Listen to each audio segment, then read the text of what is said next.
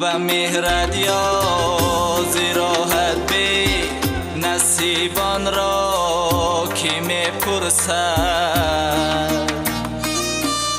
به خاک افتادگان به دست پایان را کی میپرسد برای درد ما کوی طبیبان را کی میپرسد بغیر از درد حالی دردمندان را کی میپرسد برای درد ما کوی طبیبان را کی میپرسد بغیر از درد حالی دردمندان را کی میپرسد به شامی به کسی جز غم غریبان را کی میپرسدی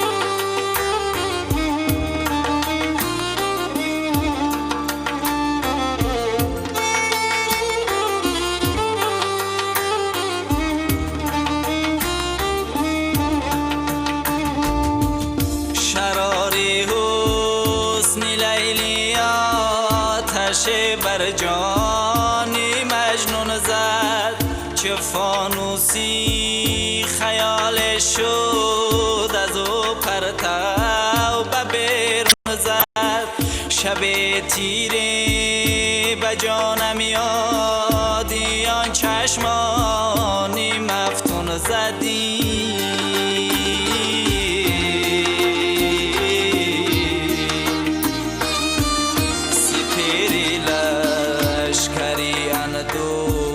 بر جانم شبان زد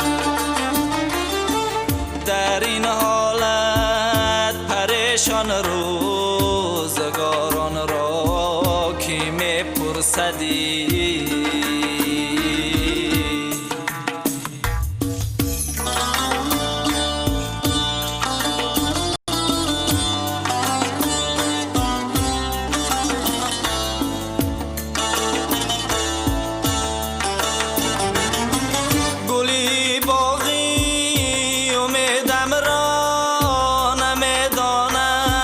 کی میبوید بدیل چندین علم دارم علاجم را کی میجوید زی احوالی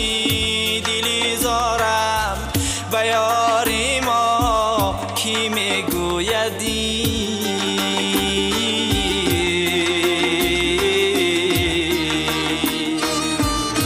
بجوز اشک از جبینم گردی مظلومی کی میشوید بجوز خونا به حسرت چشمی گریان را کی میپرسد به شامی به کسی جز غم غریبان را کی میپرسدی